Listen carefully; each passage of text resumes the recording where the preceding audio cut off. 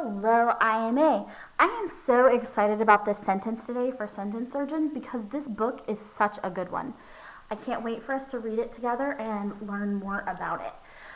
So our sentence this week is a little easier. It has more complicated parts of speech than the sentence from last week, but at the same time, it's a really easy one to understand, and most of these parts of speech are really easy to figure out. So first, let's figure out which type of sentence the sentence is. We see that it has a period at the end of the sentence, so we have to think to ourselves what kinds of sentences can end in a period. Well, the two types of sentence that can end in a period, according to our list, are a declarative or an imperative. And we know that an imperative has to be a command or an order, so it's a demand. A declarative sentence is going to just say a statement, like Artemis is a great dog. Speaking of Artemis, she's over there. Ooh, Artie, come say hi. Say hi to the kids. Sit.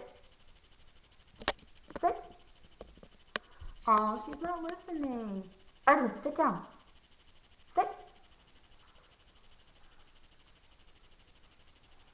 Okay, there we go. Guys, one secret about her is that she does not like sitting on the cold ground. She likes sitting on fabric, so it's a big deal that she's sitting on the floor. Anyway, let's get back to her sentence.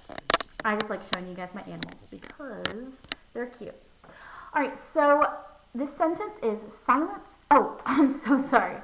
So we figured out that this sentence, silence hung over the village like a dark, heavy cloud. It's not commanding anybody anything. It's not telling them what to do. So this is just a basic sentence. So this sentence is a declarative sentence. Something is being declared. Declarative. All right. And looking back at the sentence, silence hung over. Okay, so silence we can think of as like an action, like silence, be quiet.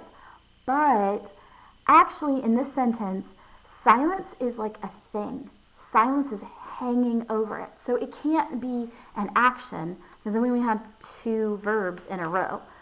This is actually a thing. And if it's a person, place, or a thing, that means it's a noun. This is just a kind of a complicated noun. It's a noun that you can't really see with your eyes.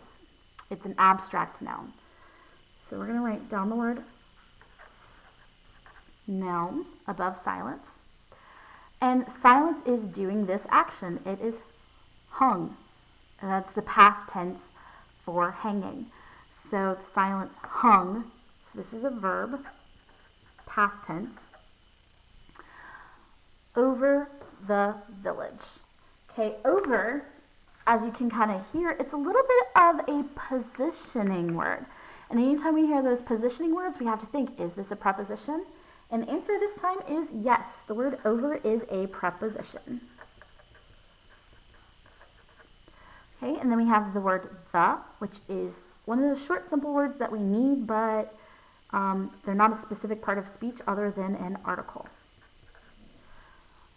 And then village. A village is a thing. It's a place. So it is also a noun. So far we have noun, verb, preposition, article, noun. Okay, then like is a word that gets tricky. Anytime we see a simile, which is what this is right here, silence like a dark, heavy cloud. Do you see how silence is being compared to a dark, heavy cloud? So this is a simile.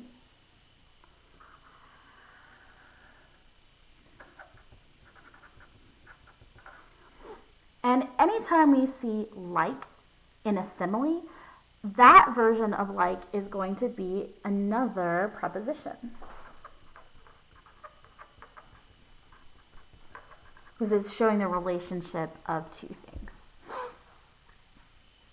So like inside of a simile is a preposition. So then we have the word a, which is one of those articles again, one of those simple words.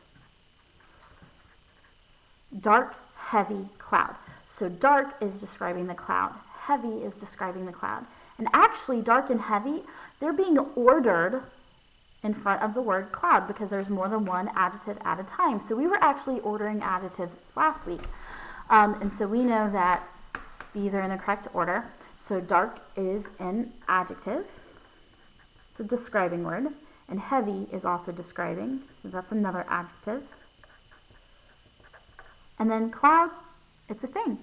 It is a noun.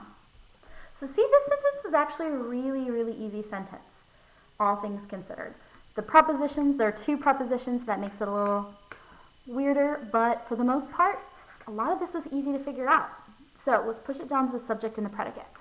Remember, the subject is what is doing the action of the sentence, and the predicate is the action. So our only verb in the entire sentence was hung. And what was it that hung? So silence, hung. It is the silence. Silence, hung. And if we were, that's just the simple predicate. If we were doing the whole predicate, technically speaking, guys, hung over the village would be the entire predicate. So I know we tend to stick to just the simple subject and simple predicate, but at some point you might see an option for a predicate, like if we're taking a quiz or something, or it's on a state test, and see that the predicate has more words on it. That's okay, as long as it's everything that's after the predicate. So hung over the village. Actually, let me just go ahead for once and write the rest of it. Over the village. I circled the word declarative. All right, that's it for our sentence surgeon of the week. These should have come with a plastic sleeve this week because you do need a new one. There's not enough space in your current folder without it. So if for some reason I forgot to pass out the plastic sleeves with these, make sure you ask me for an extra one. All right, have a great afternoon.